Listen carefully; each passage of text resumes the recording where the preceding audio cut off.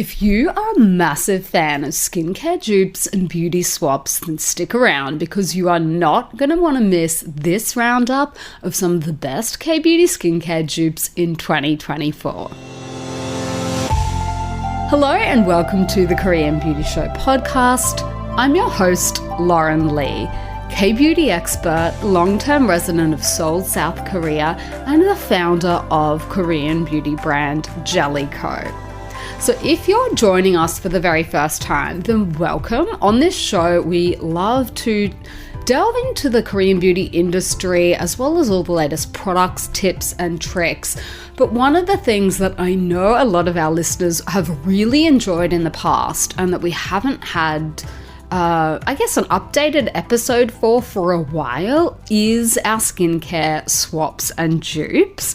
So what I wanted to do is go through some of the more updated ones because there's a few that always seem to do the rounds that I feel like have been doing the rounds for ages, like more than 5 years. And while I agree that some of those are still really, really great swaps, and you can go back into the podcast archive and tune in and listen if you're keen to hear some of those. And a lot of those products are still alive, they're still kicking around, provided they haven't had too many upgrades and updates, I would assume their dupe status is still intact as well. But there are always new products hitting the market, and I wanted to go through some of them. And the very first one that might surprise you is I'm actually going to share a dupe for another Korean beauty product. And that is a dupe for COSRX's Snail Mucin Essence. So Snail Mucin Essence has been one of the best-selling products overseas outside of Korea for many, many years at this point. It is probably the product that COSRX is the most famous for among foreigners, tourists, and non-Koreans. Now, COSRX is one of those brands that a lot of people are, a little bit shocked to hear is not that popular in Korea. And it's sort of because what they did was a little bit of a reverse launch. So COSRX got more popular overseas, and then they were purchased or acquired rather by Amore Pacific, which is one of the biggest K-beauty conglomerates here in Korea.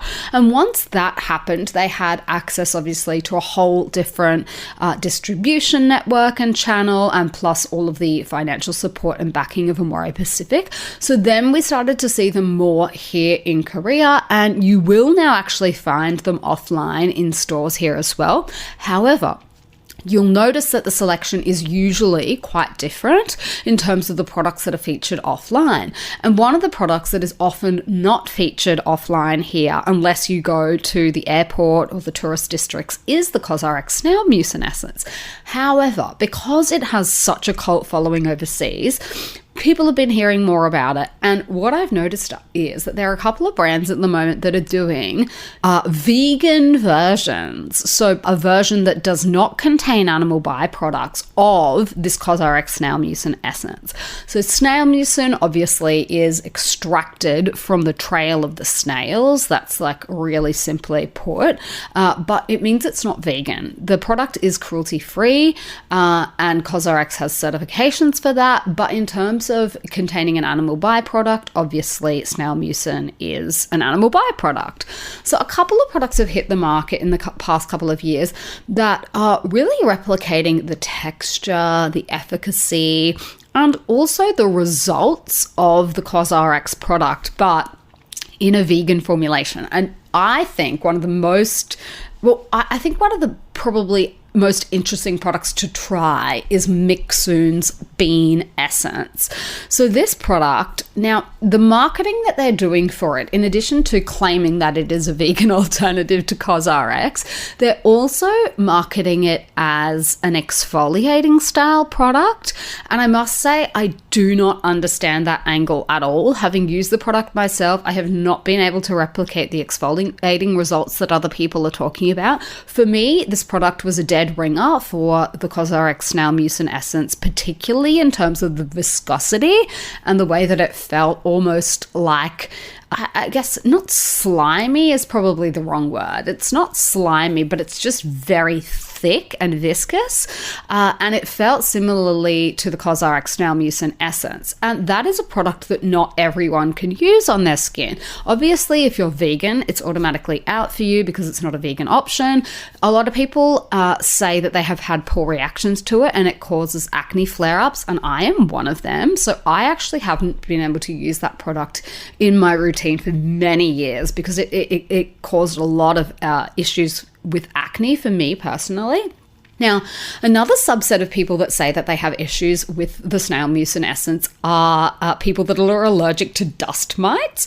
Apparently, there's a little bit of crossover between people having dust mite allergies and allergies to Snail Mucin. So some people reckon that they can't use it for that reason.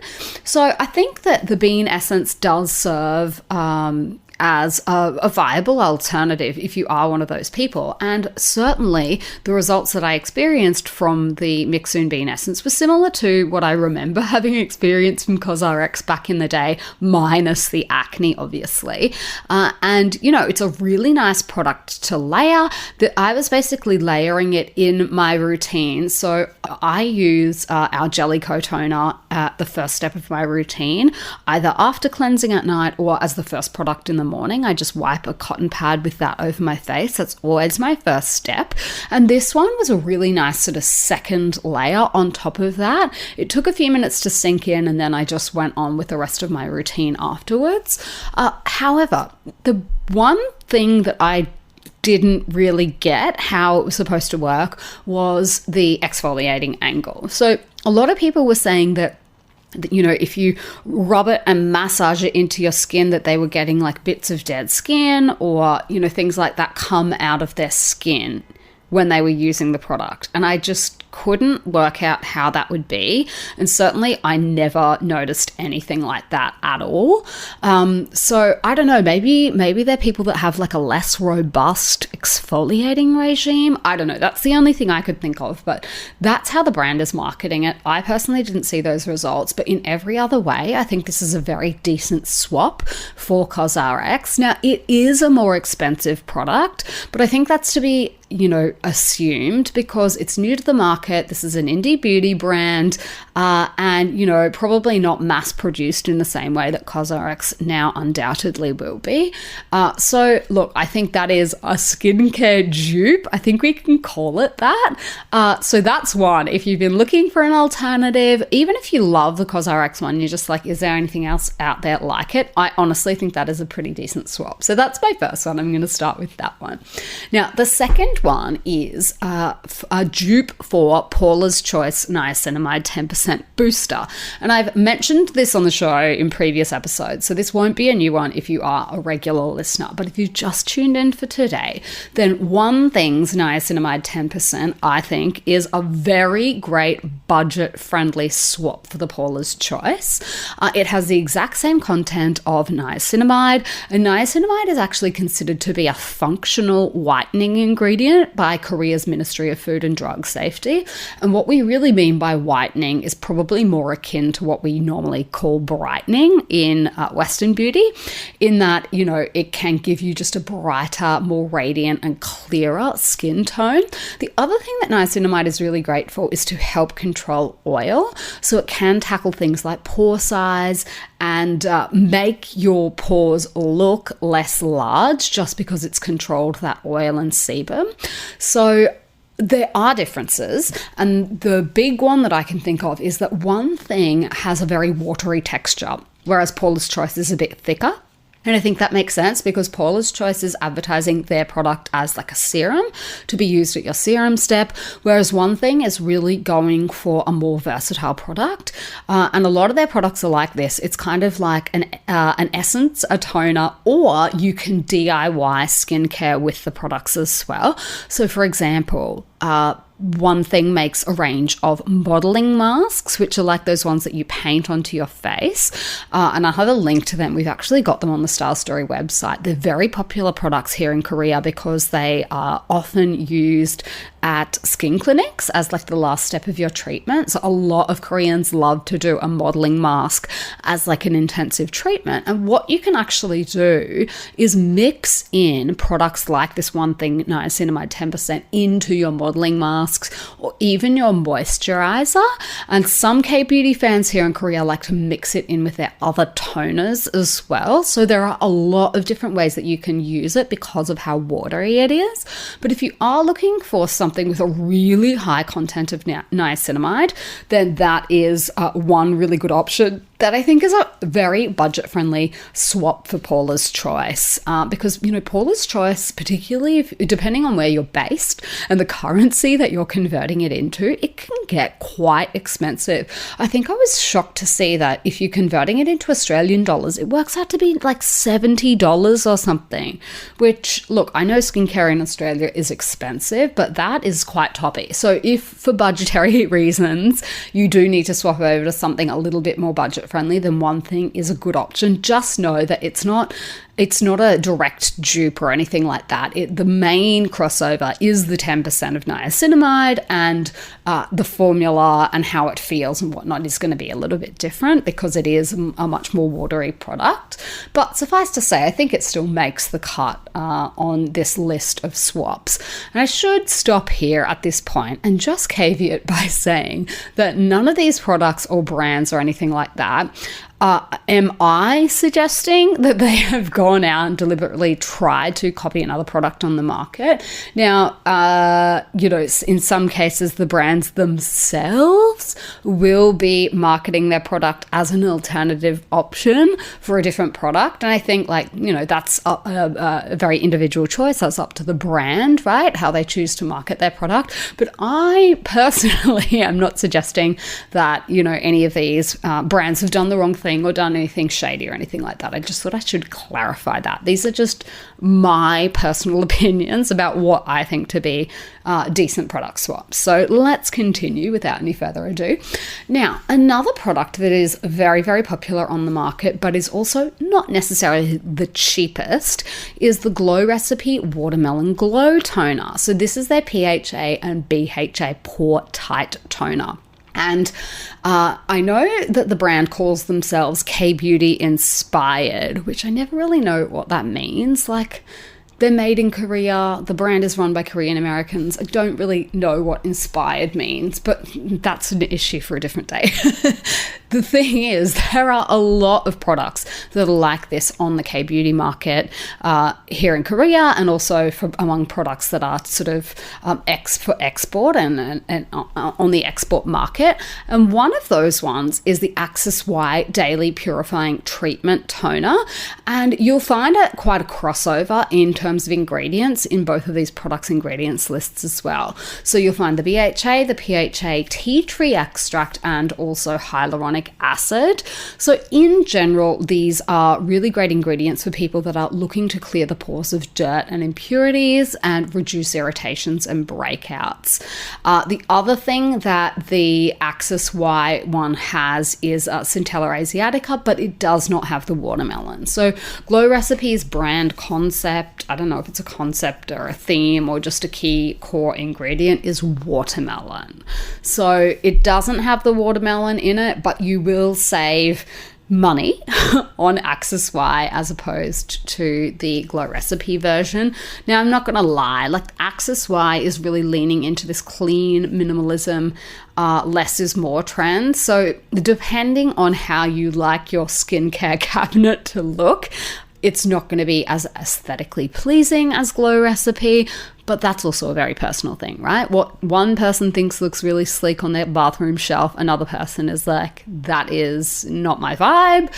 So I'll leave that one up to you. But suffice to say, if you're looking for an option like that, there are actually a lot on the Korean beauty market. This is a very common style of product in K-beauty. So basically, a toning option that is nice and gentle that you can use every single day in your routine that does actually actually have some chemical exfoliants in it. That's what they're talking about. So that's another one in case you are looking for a swap there. Now, another really popular product that I just think probably doesn't get as much love as it deserves is the Secret Key Starting Treatment Essence. And this product is almost unashamedly, I would say, a K-Beauty swap for the SK2 Essence. So the really expensive one that contains PHA as the key ingredient. Another name for PHA is galactomyces ferment filtrate. That is the core ingredient. And this first treatment essence from Secret Key is using that ingredient at a very, very high percentage, the same way that SK2 is using PHA as theirs. And so Secret Key says that their product targets the key signs of aging, and it provides 7 benefits: improved skin tone and texture, moisture, nutrition, and it leaves skin looking hydrated, radiant, and glowy. Now, even the bottle on this product, in my personal opinion, looks quite similar, but one thing that is not similar at all is the price tag. And SK2 is a very well-known luxury product, and it has that luxury price tag that goes along with it, whereas Secret Key, don't quote me on this, but on our website, I'm pretty sure it's under 30 Australian dollars. So it's a cheap product to begin with, but when you compare it to how expensive SK2 is, it is literally a fraction of the price. So if you like products like this, if you need to save money, but you do enjoy and your skin enjoys a high content of galactomyces ferment filtrate, then that might be one product to look into.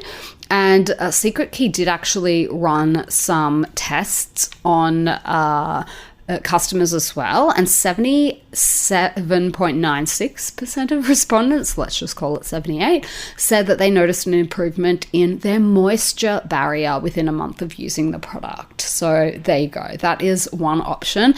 I've actually suggested it to a few Koreans as well who hadn't heard of or weren't familiar with SK2, and they were quite, they hadn't heard of Secret Key before, and they were quite impressed with it. So anecdotal, of course, but there you go. I think it is a decent swap if you really just cannot afford the more expensive one.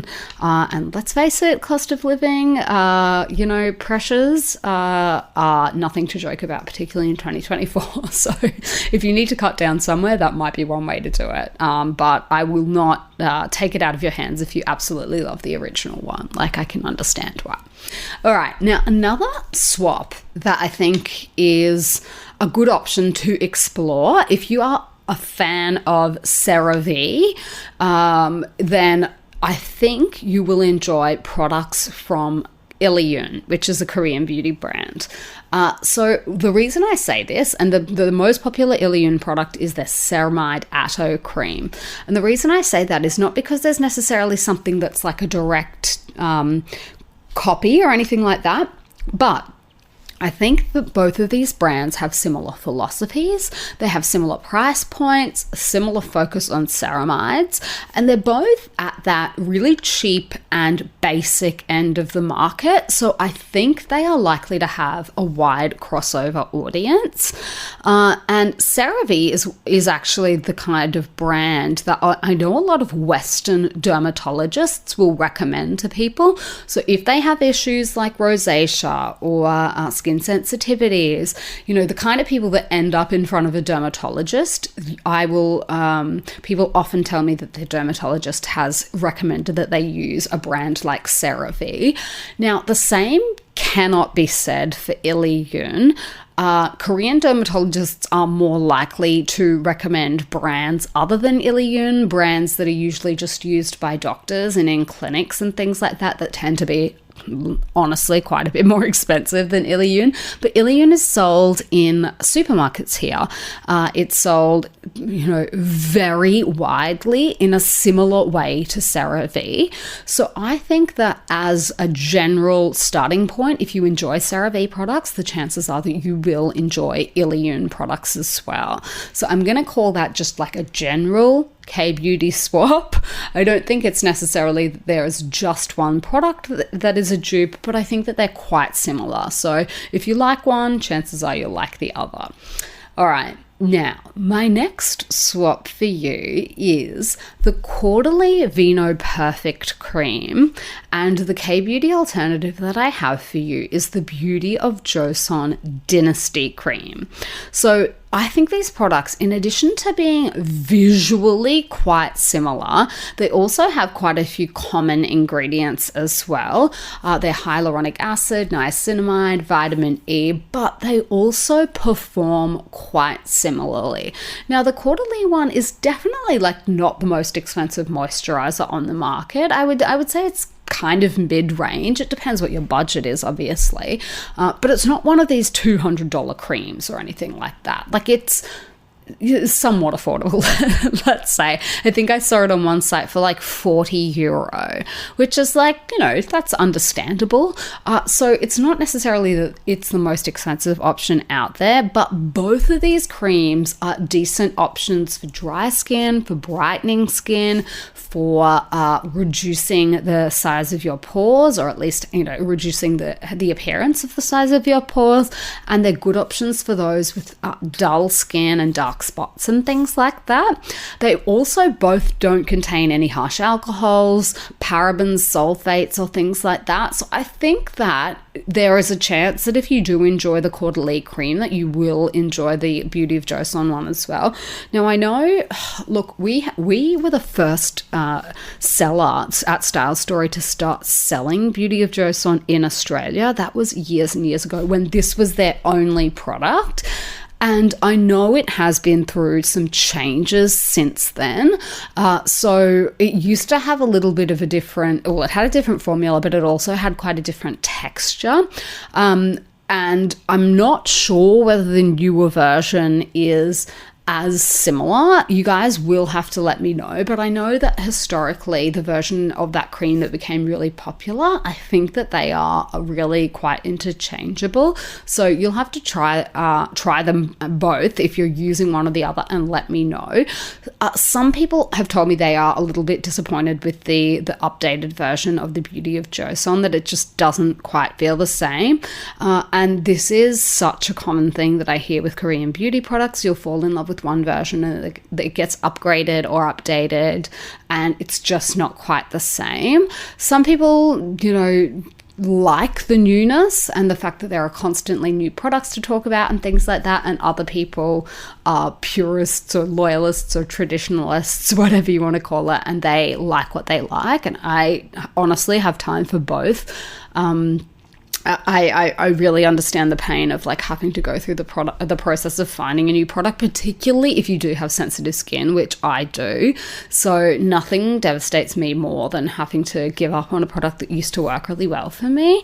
But, you know, try it and see what you think. I think that's probably what I would say. But there are differences. Just know that between the old formula and the new formula, if you have only tried one or the other.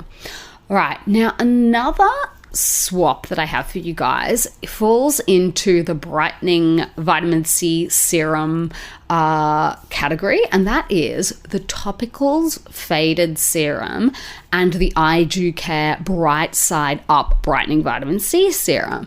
So I know that a lot of people are big into their vitamin C serums because they want that clear, glowy skin. I think that's a goal for a lot of people, and they feature vitamin C and niacinamide as star ingredients as well. So the iDucare option has like a jelly kind of texture that really quickly sinks into the skin and doesn't leave a sticky residue either. And it's also cheaper. Depends on where you shop and exchange rates and all of that kind of thing. But both of the products work to target things like acne scars, things like brightening your complexion. If you suffer from things like hyperpigmentation and whatnot, the marks left over from acne, both of these are good products to include in your routine. So if you are looking for something that offers a lot of similar benefits with some crossover ingredients that works for the same type of skin issues, that might be one product to look into as well. So that is everything that I had for you guys for today. And look, a lot of these are not exact dupes. And, you know, sometimes I think that can be a good thing. I know a lot of people have a real problem with dupes. People think that it's very lazy, that it is, you know, basically riding off the coattails of somebody else's hard work. And I can definitely understand that. But I also think that there are a lot of products on the market that just naturally do tend to have crossover ingredients, maybe a similar texture, maybe they function similarly on the skin. And if they are at a different price point, sometimes that is appealing to people. So look, you'll have to let me know where you sit on the fence. Are you anti-dupe? I feel like if you're really anti-dupe, you would not have made it this far in the episode, let's be honest. Like, some people get so angry about dupes that they probably wouldn't even tune in to an episode called The Best K-Beauty Skincare Dupes in 2024. I might be wrong. If that is you and you have made it this far, then congratulations for bearing with me. But a lot of other people are just curious to know, like, well, what else is out there on the market? You know, like, if I'm going out and spending my hard-earned cash, like, I want to know, what are my options? So there are options out there. They might not be exactly the same, but, you know, if you're saving some money, then that's always a good thing. Well, for a lot of people, that's, you know, a key consideration. Now, if you're the kind of person that just price is not an issue for you, not an object, you're happy to pay for the product that you like, then power to you. That's brilliant. That's awesome. But, you know, if you're the kind of person that has one eye on what else is going on in the market, then hopefully you have taken something away from this. If you have enjoyed today's episode, I would absolutely love it if you could share it with a friend, pop a link to it in your favorite Facebook group or your favorite, I don't know, Reddit thread or wherever you hang out online. That is one way that we can get, I guess, new listeners to the podcast, new listeners to the show to hear what we are talking about. And if you have time while you're at it, I would absolutely love a rating and review, even if you can just hit 5 stars. That is extremely helpful. So thank you for tuning in. If you've made it this far, I am going to wrap it up here. I will be back in your ears next week. And until then, I will see you at Style Story.